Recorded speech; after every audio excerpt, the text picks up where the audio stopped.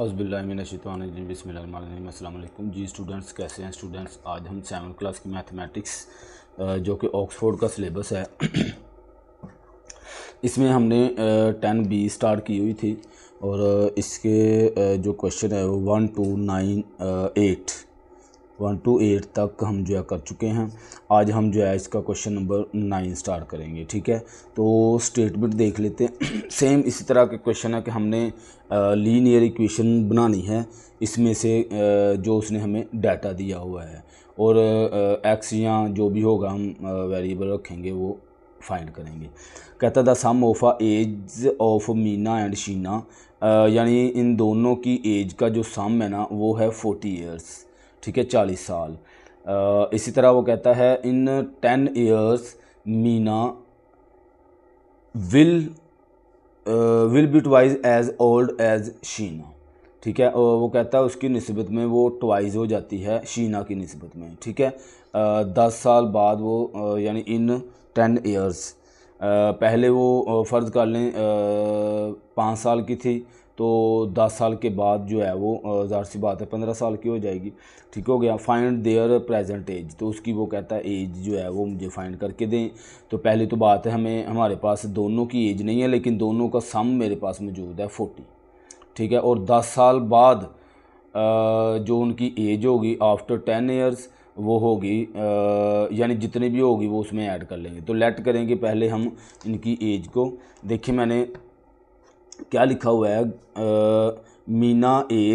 मीनाज as को मैंने लिखा है एक्स, अपनी तरफ से मैंने उसको एक्स लेट कर लिया है। ठीक है, और शीना की एज जो है वो हम किस तरह से लिखेंगे।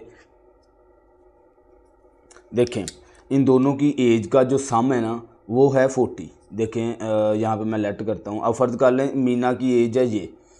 ठीक है, और दूसरी एज मुझे नहीं पता है। फ़र्ज़ कर लें एक एज ये है एक्स और दूसरी एज जो है निकालने के लिए हम दोनों को प्लस करेंगे। अब मीना की तो एज मैंने एक्स रख ली, शीना की एज का मुझे नहीं पता है। फ़र्ज़ कर लें वो है वाई इक्वल टू 40। ठीक है, इन दोनों का सम 40 होता है।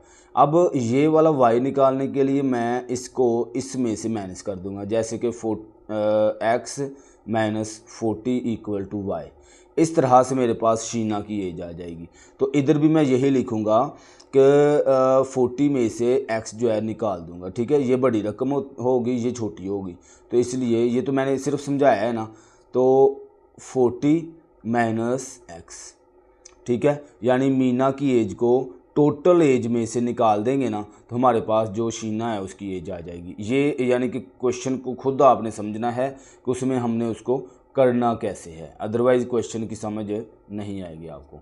आगे लिखा हुआ है आफ्टर 10 ईयर्स, 10 साल के बाद वो कहते हैं उसकी मीना की और शीना की एज जो है वो कितनी हो जाएगी। ज़ाहिर सी बात है आफ्टर क्या है, अगर मेरी अभी 20 साल एज है तो आफ्टर 10 ईयर्स मेरी 20 + 10 हो जाएगा। ठीक है ना। इसी तरह अब मीना की जो एज थी वो है एक्स, उसमें 10 ईयर आफ्टर 10 ईयर के बाद हम 10 को प्लस कर देंगे। ठीक है, इसी तरह शीना की जो एज है वो हमारी ये निकली है 40 माइनस एक्स, तो इसमें +10 कर देंगे हम, इसमें भी 10 प्लस कर देंगे। ठीक हो गया, कंडीशन समझ आ गई। अब हमने जो है जो गिवन कंडीशन मेन बनती है जिसमें हमने सॉल्व करना है वो देखते हैं कैसे करना है। इसमें हमने जो है दोनों को इक्वल रख लेना है क्योंकि एक दुगनी है और एक सिंगल एज है। ठीक है, तो यहाँ पे मैं इस तरह से करूँगा कि 40 और ये चीज़ें देखें यहाँ पे x + 10 इक्वल टू ये देखें 40 और 10 कितना हो गया 50 माइनस एक्स। ठीक हो गया। अब अभी भी ये कंडीशन कंप्लीट नहीं हुई। उसने कहा था कि मीनाज एज जो है वो दुगनी हो जाएगी। जब ये 2 गुना होती है तो हम जो 2 है वो इस तरफ लगाते हैं। ठीक है, ये याद रखें। अच्छा जी, अब इसको सिंपलीफाई कर देंगे सिंपली तो हमारा क्वेश्चन जो है वो सोल्व हो जाएगा। +10 इक्वल टू ये मल्टीप्लाई करें तो 100 माइनस 2x को करें तो 2x हो जाएगा। ठीक है, इसी तरह एक्स वाली के साथ सोल्व करेंगे तो एक्स ये वैसे ही ये 2 उठा के इस साइड पे लाएंगे तो प्लस का 2x हो जाएगा इक्वल टू 100, वैसे ही ये 10 उठा के इस साइड पे लाएंगे तो 10 आ जाएगा, ठीक है, माइनस का हो जाएगा। ये दोनों प्लस हुए तो हो गया 3x इक्वल टू 100 में से 10 निकाल दें तो 90 आ गया, ठीक है। 3 इस साइड पे डिवाइड करवा देंगे, x इक्वल टू 90/3, ठीक है। ये इसके साथ काट हुआ तो 30 हो गया, x इक्वल टू 30। इस तरह से हमारे पास x की वैल्यू आ गई। इधर लिखें 100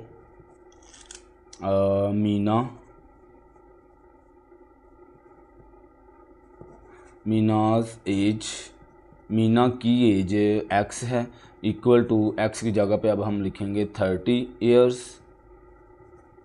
ठीक है, इसकी दुगनी थी उसकी निस्बत में। तो शीना एज, शहीना एज, इसकी एज है लिखी हुई है 40 माइनस x, तो 40 माइनस 30 इक्वल टू 10, तो इसकी हो गई 10 ईयर्स, ठीक हो गया। इस तरह से हमारा क्वेश्चन जो है वो सोल्व हो जाएगा।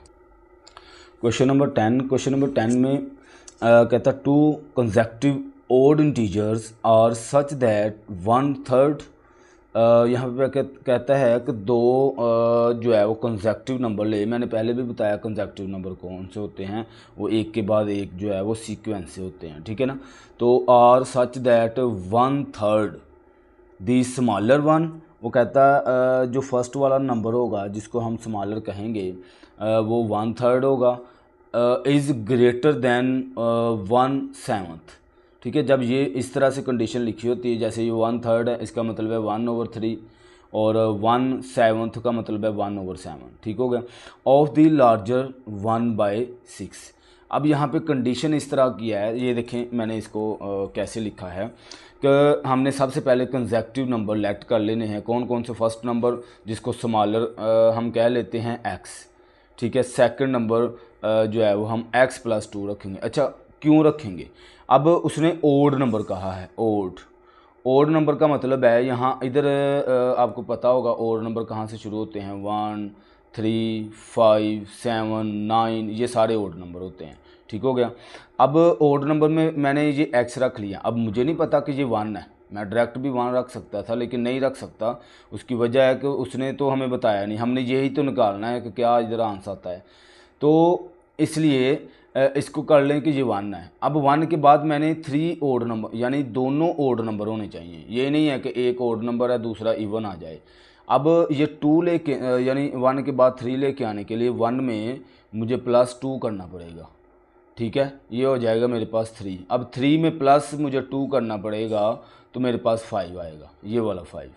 बात समझ आ रही है? ओड नंबर लेके आने के लिए, इसलिए इसमें +2 करेंगे हम, इस नंबर में +2 करेंगे। ये मेरे पास 2 नंबर जो मैंने खुद से लिखे हैं वो आ गए हैं। अच्छा, अब कंडीशन क्या है? दोनों की कंडीशन इस तरह से है कि ये जो मेरे पास स्मॉलर नंबर है ना, ये स्मॉलर और ग्रेटर कैसे पता चलना है, यहाँ पे देखें 1/3 स्मॉलर है। अब देखें मैं स्मॉलर को इस साइड पे लिख देता हूँ x, और जो लार्जर है वो मैं इधर लिख लेता हूँ x+2, ठीक है। अब कंपेयर करेंगे तो मुझे पता चलना है ना ये स्मॉलर है या ग्रेटर है। तो ये मेरे पास जो है ना ये 1/3 है, इसका मतलब है 1/3 है। इधर 1 है लेकिन लिखते नहीं, ये x/3 मैंने लिख दिया है। अब ये जो है ये 1/7 है, तो 1/7 मतलब नीचे। आप चाहें तो इसको इस तरह से भी लिख सकते थे, वैसे मैंने नहीं लिखा, बाद में फिर उसको सीधा करना था x+2, और इसको आप मल्टीप्लाई डाल के 1/7 भी लिख सकते हैं क्योंकि उसने 1/7 लिखा है, ठीक है। तो 1/7 बाद में ये जो 7 है ये इसके नीचे ही आना था, इसलिए मैंने उसको डायरेक्ट ही नीचे 7 लिख दिया है। और साथ में ये भी कह रहा है कि देन 1/7 ऑफ द लार्जर 1/6, तो लार्जर जो है वो 1/6 भी है, तो इसके साथ आप +6 भी लिख देंगे। ठीक हो गया। तो इस तरह से हमारी जो क्वेश्चन की कंडीशन है वो हो गई। अब हम इसको सिंपली, जिस बच्चे को ये चीज़ बनानी आ जाती है वो क्वेश्चन को सोल्व करना कर सकता है, इजीली कर सकता है वो। ठीक है, तो अब इसको सिंपलीफाई करेंगे। बटे में हमारे पास ये देखिए रकम आ गई है। तो आपको मैंने बताया है जब भी फ्रैक्शन में क्वेश्चन आना है तो उसको किस तरह से सोल्व करना है। हमने नीचे से ये फ्रैक्शन जो है वो ख़त्म करने होते हैं, नीचे से जो डिनोमिनेटर है ख़त्म करने होते हैं। कैसे? इसका हम एलसीएम लेंगे 3 और 7 का, तो 3 और 7 का वही आता है, तो इनको मल्टीप्लाई करें तो 7 3 21 आ जाएगा। इधर लिखें मल्टीप्लाई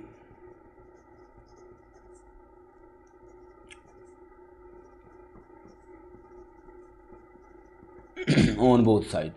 इसके साथ 21 को मल्टीप्लाई करें, 21 multiply x/3 equal to 21 multiply x + 2/7 plus 21 multiply 6 हो गया। ठीक हो गया। अब जो है ये 3 1 3, 3 7 जार, इसी तरह 7 1 7, 7 3 जार, और ये कट नहीं होता। तो इधर से 7x आ गया, 7x इक्वल टू, इधर से ये 3 इसके साथ, दोनों के साथ मल्टीप्लाई हो जाएगा। इसको लिख लेते हैं x + 2 प्लस ये दोनों मल्टीप्लाई हो जाएंगे, 6 1 6 और 6 2 12, 126 आ जाएगा। ठीक है, 7x इक्वल टू ये 3x + 3 2 6 और प्लस 126 हो गया। ठीक है, अब ये दोनों प्लस हो रहे हैं, इसको प्लस कर देते हैं। ये x वाली वैल्यू उठा के इस साइड पे ले आते हैं, तो 7x - 3x इक्वल टू, ये दोनों प्लस होने के बाद 132 हो जाएगा। ठीक है, तो 7 में से 3 निकाल दें तो इधर आ जाएगा 4x इक्वल टू 132। अब देखें 4 जो है इसके साथ मल्टीप्लाई हो रहा है, इसको इस साइड पे डिवाइड करवा देंगे, x इक्वल टू 132/4। ठीक है, इसके साथ कट हुआ, 4 3 12, 1 कैरी चला गया, फिर 4 3 12, तो x इक्वल टू लास्ट पे आपके पास आंसर आ गया 33। ठीक है, इस तरह से हमारे पास क्वेश्चन सोल्व हो गया। जो फर्स्ट नंबर था इधर लिख लें, हैंस फर्स्ट नंबर है मेरे पास x और वो आया है 33, ओड नंबर ये 33 आ गया। और सेकंड नंबर इक्वल टू वो है x + 2, तो 33 + 2 करेंगे तो 35 आ जाएगा। इस तरह से हमारा क्वेश्चन सॉल्व। आगे जी क्वेश्चन नंबर 11 कहता the difference of 2 numbers is 6। वो कहता दो नंबरों को जो फ़र्क है यानी माइनस करने से हमारे पास 6 आंसर आ रहा है। कहता 1/3 the large one is smaller than 2/3। वो कहता है जो लार्ज नंबर है ना, जो बड़ा नंबर है वो है मेरे पास 1/3। फिर से वही ऊपर वाले जिस तरह से वो कंडीशन उसने कही थी 1/3 और 1/7, तो इसमें उसने कहा कि जो बड़े वाला है वो 1/3 है और smaller than 2/3 of the smaller 1/2। ठीक है, और डिटरमाइन दी नंबर। अब देखिए यहाँ पे सेम ऊपर वाली कंडीशन ही जैसे हमने पीछे किया था स्मॉलर, और ये देखें यहाँ पे मैंने लिखा है कि लार्जर नंबर x है और स्मॉलर नंबर मेरे पास x - 2 6 आ गया। क्यों आ गया? पीछे भी मैंने एक बात समझाई थी कि मेरे पास दो नंबरों को सम करने से 6 आता है। ये उसने खुद कहा ना, कहता है कि डिफरेंस ऑफ माइनस करने से 6 आता है, 2 नंबर 6।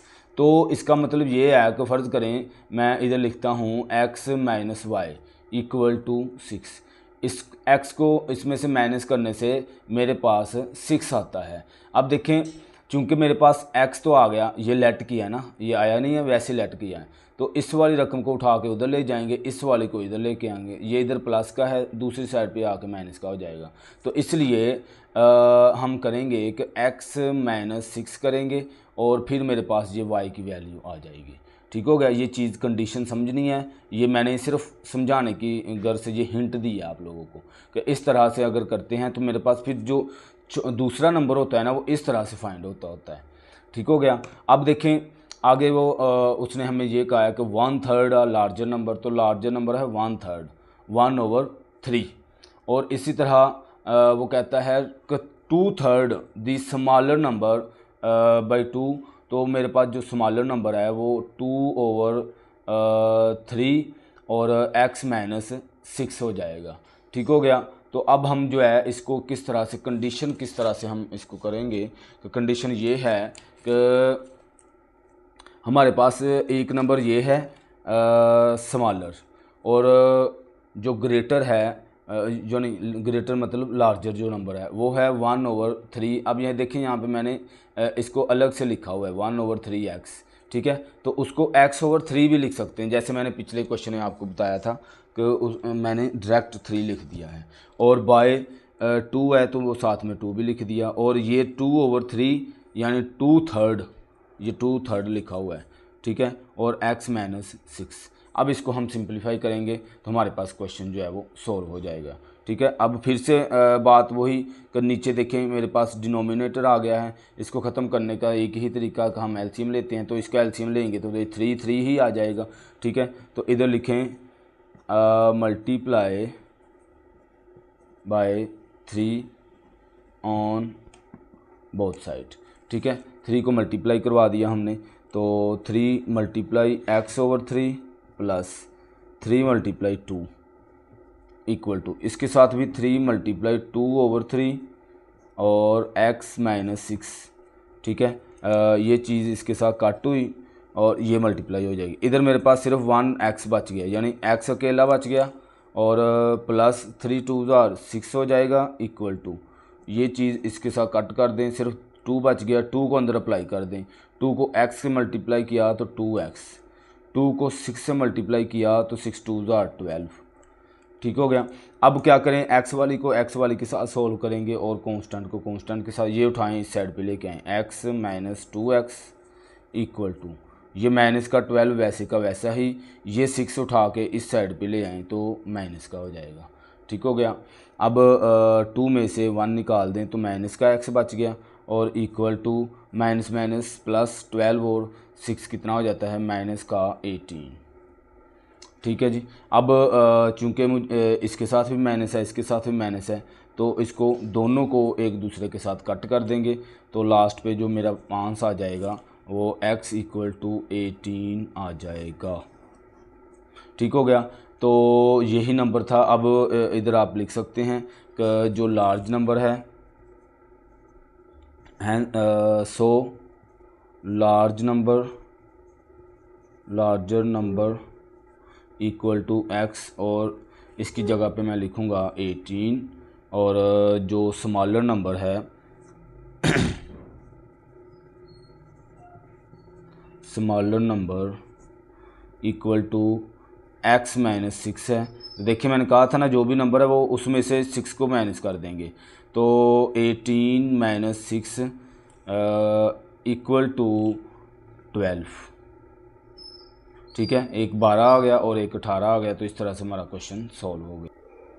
क्वेश्चन नंबर 12 कहता what number when multiplied by 4, वो नंबर क्या होगा जिसको मल्टीप्लाई करें 4 से, यानी वो नंबर मैंने लेट करना है। फ़र्ज़ कर ले मैंने लेट कर लिया x, तो 4x हो गया, यानी 4 को उस x से मल्टीप्लाई करवा देंगे, तो वो एक्सीड होता है, यानी उसमें इजाफा होता है इट्स सेल्फ बाय 42।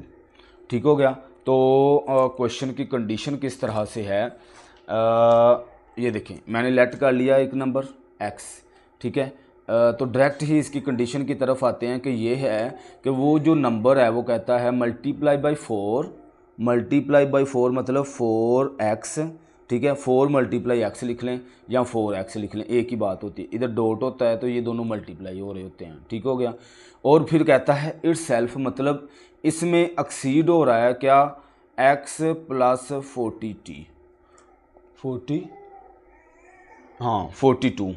तो पहले वो मल्टीप्लाई कर रहा है, फिर वो कहता है कि उसमें एक्सीड हो रहा है, उसी नंबर में 42 एक्सीड हो रहा है। इट्स सेल्फ का मतलब यही है कि ये नंबर है, यही नंबर है, उसमें 42 बढ़ रहा है, ज़्यादा हो रहा है। तो ये मेरे पास कंडीशन हो गई है। तो ये आपके सामने लिखने का मकसद सिर्फ इतना होता है कि आप लोगों को क्वेश्चन की समझ आए। किस तरह से स्टेटमेंट बनती है वो पता चल जाता है जब, तो क्वेश्चन सोल्व करना आगे तो हमारा काम बिल्कुल ईजी हो जाता है, आगे सोल्व करना कौन सा मुश्किल होता है। ठीक है, अब देखें एक्स वाली को एक्स वाली के साथ सोल्व करना है, तो ये 4x है, एक्स उठा के इस साइड पे ले आएँ और इक्वल टू ये 42 वैसे का वैसा, 4 में से 1 निकाल दें तो 3x हो गया और इक्वल टू 42, 3 को इस साइड पे डिवाइड करवा दें, x इक्वल टू 42/3। ठीक है, ये इसके साथ काट हुआ, 3 1 ज़ा 3, 1 कैरी चला गया, 3 4 ज़ा 12। ठीक है, तो इसी तरह मेरे पास जो x है, x इक्वल टू 14 आ जाएगा। तो यही नंबर जो है उसने मांगा था, तो इस तरह से हमारा क्वेश्चन सोल्व हो जाएगा। आगे जी क्वेश्चन नंबर 13, क्वेश्चन नंबर 13 देख लेते हैं। क्वेश्चन नंबर 13 में the sum of a 3 consecutive multiples of 11 is 297, find the number. अब देखें इसमें उसने फिर से कंसेक्यूटिव नंबर हमें जो है वो कहे हैं और साथ में एग्जांपल भी उसने हिंट के तौर पे दी है, लेकिन बुक में नहीं, बुक में दे दी है लेकिन पेपर में नहीं देगा वो। ठीक है, हमने खुद सोचना है ये। तो वो कहता है सम ऑफ 3 कंसेक्यूटिव नंबर, 3 नंबरों का सम, और वो भी उसमें जो सम हो रहा है वो है multiples of x, sorry x कह रहा हूँ 11 का टेबल जो है वो हर एक नंबर में ऐड हो रहा है। और आगे वो कहता है इनका जो आंसर है, इनका सम लेते हैं तो मेरे पास जो जवाब आता है ना वो 297 आ रहा है। ठीक है, वो कहता है फाइंड अ नंबर। अब ये देखिए हिंट उसने क्या दी, एक्स पहला नंबर उसने एक्स दे दिया, दूसरा नंबर एक्स प्लस 11, तीसरा नंबर एक्स प्लस 22, मतलब 11 1 ज़ा 11, 11 2 ज़ा 22। अगर वो 4 वाला भी नंबर कहता तो एक्स प्लस 33 हो जाता। ठीक है, अभी हमने ये चीज़ जहन में रखनी है। तो देखिए मैंने इसको किस तरह से किया है कि मेरे पास 3 नंबर नहीं है लेकिन मैंने उसको लेट कर लिया। कैसे किया, फर्स्ट नंबर x है, सेकंड नंबर x प्लस 11 है। ठीक है, उसने खुद कहा है मल्टीपल्स ऑफ 11, यानी 11 का टेबल हमने लिखना है। तो ये x plus 11, x plus 22, sorry यहाँ पे मैंने 12 लिख दिया, 22। तो ये मेरे पास टेबल क्योंकि लिखना है ना। अब हम इसको सोल्व किस तरह से करेंगे, यहाँ पे देखें फिर से मैंने यहाँ पे 22 लिखना था लेकिन 12 लिख दिया है, कोई ऐसा मसला नहीं है। अच्छा, गिवन कंडीशन क्या है, तीनों को प्लस करना है, इसको भी, इसको भी, इसको भी। देखें ये पहली रकम है x प्लस, फिर ये दूसरी है x प्लस 11, x प्लस 11, तीसरी है x प्लस 22। तो तीनों को मैंने सम कर लिया और जवाब क्या आता है 297, तो वो भी मैंने लिख लिया है इक्वल टू में। अब इसको सोल्व करेंगे, एक्स एक्स एक्स ये हो जाएगा 3x और ये 11 और ये 22 प्लस करें तो मेरे पास 33 होता है और इक्वल टू में 297। ठीक है, अब 297 में ये उस साइड पे ला लेके जाते हैं, 3x इक्वल टू 297, 33 को माइनस करवा देते हैं, 33 माइनस करवाया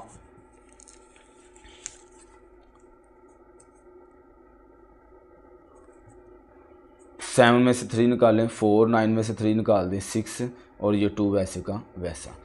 इधर आ गया 3x और इधर आ गया मेरे पास 64 जी। तो इसमें देखें 3x है और इधर 264 आ गया। अब 3x को उस साइड पे डिवाइड करवा देंगे, 264/3, तो 8 3 ज़ा 24, 2 कैरी चला गया, फिर 8 3 ज़ा 24, तो x इक्वल टू 88 आ गया मेरे पास। तो ये मेरा फर्स्ट नंबर है।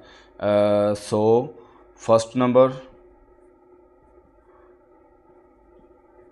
इक्वल टू x है और इक्वल टू 88। ठीक है, और second number, second consecutive number है x प्लस 11, तो 88 प्लस 11 इक्वल टू 99 आ गया। ठीक हो गया, और third number x plus 22 equal to 88 plus 22, तो 0 10 और 11 110, ठीक है, 88, 99, 110। तो ये मेरे पास तीनों पॉइंट आ गए, ठीक है। हमारे पास है क्वेश्चन नंबर 14। इसमें देखें क्या कहता है cost of a TV set and a DVD player together is ₹27,800। वो कहता है इन दोनों के पैसे प्लस किए जाएं, दोनों का जो खर्चा हुआ है वो टोटल बनता है 27,800 रुपये। The cost of a DVD player is 1,600 less than twice the TV cost, ठीक है। अब टीवी के पैसों की निस्बत जो डीवीडी प्लेयर है ना वो कहता है उसमें से कितने 1600 कम करने हैं हमने, ठीक है। तो अभी तो हमें दोनों की कॉस्ट नहीं पता, तो हम देख लेते हैं कैसे करना है आपने इसे। देखिए यहाँ पे मैंने लिखा है लेट कॉस्ट ऑफ टीवी की कॉस्ट का मुझे नहीं पता था, ठीक है। अब इधर लिखते हैं कॉस्ट ऑफ डीवीडी।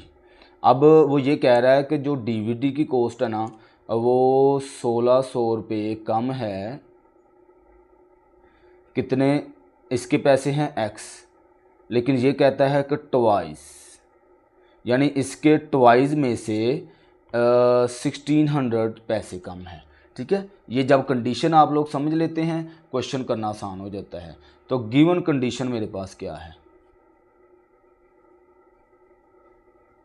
कंडीशन ये है कि दोनों पैसों को प्लस करेंगे, x + 2x - 1600 इक्वल टू 27,800 रुपये, ठीक है। ये पैसे बनते हैं दोनों को प्लस करने से। अब ये दोनों प्लस हुए हैं तो 3x हो गया -1600 इक्वल टू 27,800। ये 16 उठा के इस साइड पे ले जाएं, 3x इधर ही, 27,800 माइनस नहीं होगा, ये इधर माइनस का है, इधर आके प्लस का हो जाएगा 1600, ठीक है। 3x इक्वल टू, ये दोनों प्लस कर लेते हैं, तो यहाँ पे प्लस करने से मेरे पास क्या आएगा 27,800 और 1600, 0 0 4 8 और 9 और 2, ठीक है। तो 29,400 ये मेरे पास आ जाएगा, ठीक हो गया। अब ये देखें 3 इधर मल्टीप्लाई हो रहा है, इसको इस साइड पे डिवाइड करवा देंगे, x equal to 29,400 dividing by 3, ठीक है। अब इसको कट करवा दें, 9 3 ज़ा 27, 2 कैरी चला गया, 8 3 ज़ा 24 और 0 0। तो मेरे पास x इक्वल टू 98,000, तो ये मेरे पास x का आंसर आ गया। अब हमने जो है यहाँ पे लिखे 100 कॉस्ट ऑफ टीवी कितनी है x, और वो कितने बन गया हमारे पास Rs 9800, ठीक है। इतने पैसे बन गए हैं टीवी के। अब हमने निकालने हैं डीवीडी के, तो इधर लिखेंगे कॉस्ट ऑफ डीवीडी। तो डीवीडी में लिखा हुआ था मैंने 2x - 1600, ठीक है। तो 2x क्या आया है 9800 - 1600, ठीक है।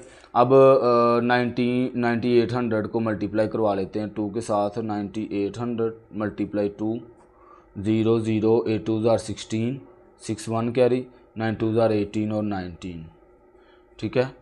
19,600 और -1600, ठीक है। इसी में से हम 1600 निकाल भी लेते हैं, 0 0 6 में से 6 निकालें 0, 9 में से 1 निकाल दें 8 और ये 1 वैसे का वैसा, तो हमारे पास आ जाएगा 18,000, ठीक है।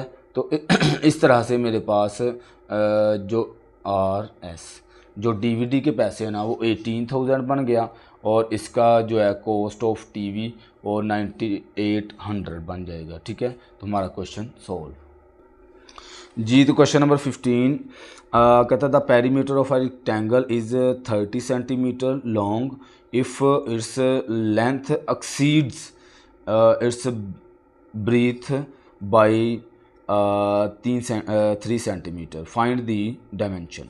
अब हमें पैमाइश बतानी है, लेकिन एक पेरीमीटर रेक्टेंगल का पेरीमीटर जो है ना वो बनता है इतना 30। पेरीमीटर उसने दिया हुआ है। पेरीमीटर क्या होता है? टोटल बाउंड्री वाल को सम करने से, ठीक है। बाउंड्री वाल को प्लस कर लें तो मेरे पास पेरीमीटर आ जाता है।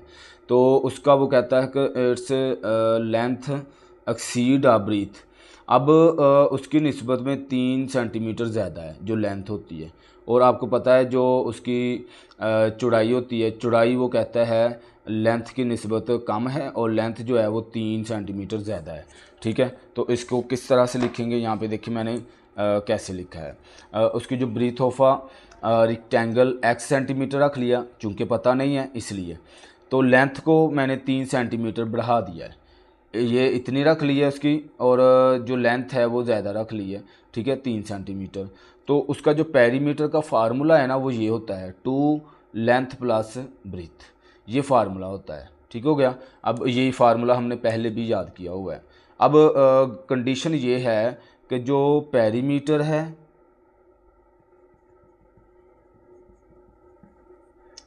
Perimeter of rectangle equal to 2L plus b, ठीक है।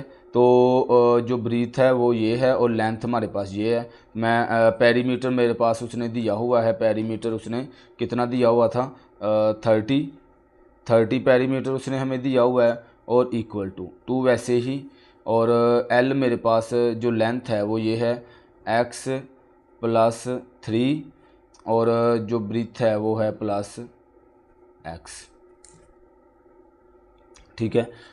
इसको सिंपलीफाई कर लेते हैं, इक्वल टू 2, और ये x 2x हो जाएगा और प्लस 3, ठीक है। इन दोनों को मल्टीप्लाई करवाते हैं, 2 2 ज़ार 4x प्लस 3 2 ज़ार 6, ठीक है। तो इसको मज़ीद आगे सिंपलीफाई करेंगे तो ये x इधर ही रहने दें, ये उठा के इस साइड पे ले आएँ, 30 माइनस 6 हो जाएगा, और इक्वल टू में 4x वैसे ही। तो इसमें से निकाल दें तो मेरे पास 24 इक्वल टू 4x, ये 4 इस साइड पे डिवाइड करवा दें, डिवाइड करवा दिया, और ये इसके साथ कट हुआ तो 6 आ गया। तो x इक्वल टू मेरे पास आ जाएगा 6, ठीक है। तो ब्रीथ ऑफ